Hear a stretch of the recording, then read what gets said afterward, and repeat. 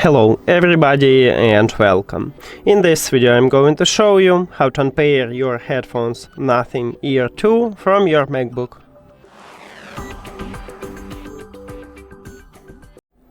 You have to start by click one time at the Bluetooth icon at the top, but if you don't have this icon, just go to the control panel and click at the Bluetooth here. Then go to the settings. And right here you need to click the information icon near to your earbuds.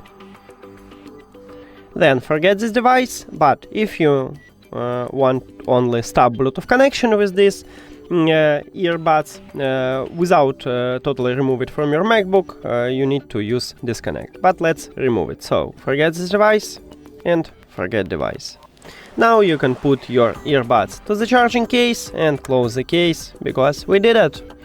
Thank you for watching this video. If you found it helpful, please consider subscribing to the channel and leave the like on the video. See you later!